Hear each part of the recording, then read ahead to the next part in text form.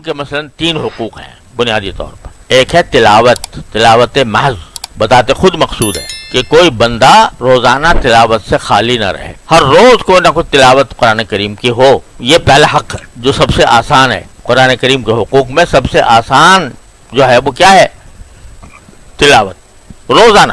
اور حدیث میں آیا ہے کہ جب بندے کی روح قبض ہوگی اور قبر میں پہنچے گا تو قرآن جو ہے وہ اس کے سر کے پاس ہوگا. جو آدمی قرآن کریم سے مشغول ہوگا، اس کی تلاوت سے، اس کے فہم سے، اس کے تبلیغ سے، اس کی دعوت سے، تو قرآن اس کے سرانے ہوگا، اور سرانے ہو کر وہ اس بندے کے اوپر عذاب آنے سے رکاوٹ بنے گا. عذاب قبر تو برحق ہے نا، عذاب قبر بھی ہوتا ہے، وہ صرف کافروں کو نہیں مسلمانوں کو بھی ہوتا ہے، اللہ بچائے. تو ایک حدیث میں ہے کہ قرآن جو ہے وہ سر کی طرف بیٹھا ہوگا چوکیداری کرنے کے لیے، اور دائیں طرف نماز ہوگی، اور بائیں طرف روزہ ہوگا، پاؤں کی طرف کچھ صدقہ خیرات ہوگا جو اس نے کیا. تو عذاب قبر اگر آئے گا تو سر کی طرف سے آئے گا تو قرآن روکے گا، دائیں طرف سے آئے گا نماز روکے گی، بائیں طرف سے آئے گا تو روزہ روکے گا، اور پاؤں کی طرف سے آئے گا تو صدقہ خیرات روکے گا. تو عذاب قبر سے روکنے والی چیزیں ہیں یہ. تو قرآن جو ہے وہ ایسی چیز ہے، اگر بندہ روزانہ تلاوت کرتا ہے، روزانہ قرآن کریم سے اپنا رابطہ رکھتا ہے، تو پھر قرآن اس کے ساتھی ہو جاتا ہے، اور قرآن جو ہے وہ اس کو عذاب قبر سے روکتا ہے، محفوظ کرتا ہے. تو اس لیے پہلا حق یہ ہے کہ تلاوت، کوئی دن تلاوت سے خالی نہ ہو.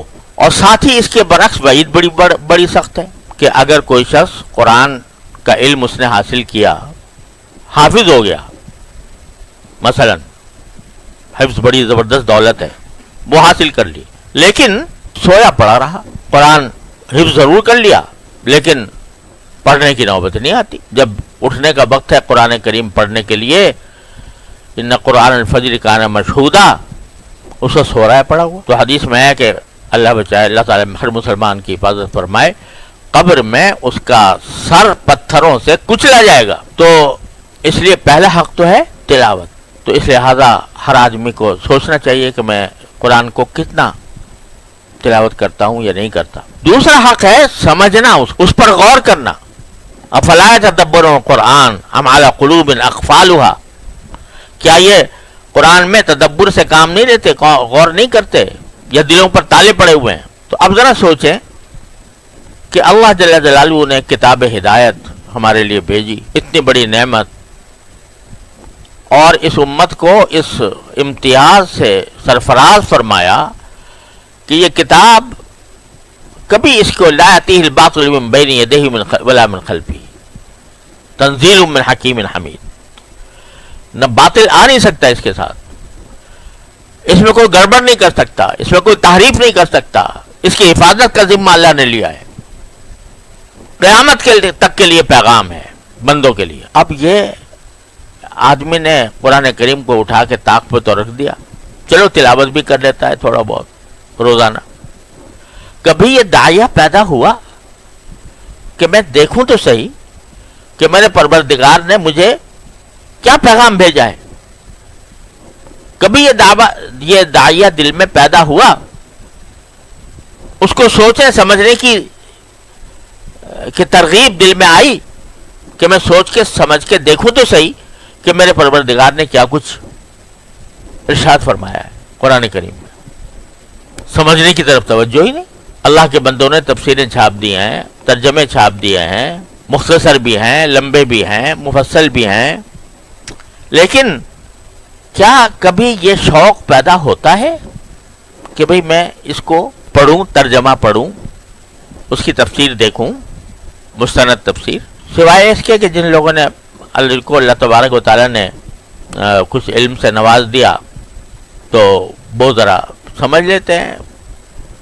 لیکن سمجھنا بھی کیا ہے؟ ترجمہ سمجھ لیا آیتوں کا، مطلب سمجھ میں آ گیا کہ قرآن کریم یہ کہہ رہا ہے، لیکن اس کو تدبر کے ساتھ، فکر کے ساتھ اس کو سمجھنا. افلا یتدبرون القرآن ام علی قلوب اقفالها. تدبر کیا مطلب؟ قرآن کریم نے جگہ جگہ جگہ جگہ اپنی آیات قدرت کا ذکر فرمایا ہے. ہم پڑھ کے گزر گئے، ترجمہ بھی سمجھ گئے. اللہ تعالیٰ فرماتا ہے میں نے آسمان پیدا کیے، میں نے زمین پیدا کی، میں نے آسمان سے بارش برسائی، بارش سے میں نے جو ہے نباتات اگائیں، اس میں تمہارے لیے رزق ہے، تمہارے چوپایوں کے لیے رزق ہے تمہارے لیے. بس پڑھ کے گزر گئے. لیکن یہ پڑھ کر گزر جانا اللہ بچائے غور کیے بغیر اور اس کو اپنے دل میں بسائے بغیر، اللہ بچائے کہیں یہ اندھا بہرے ہو کر گرنے کے اندر شامل نہ ہو.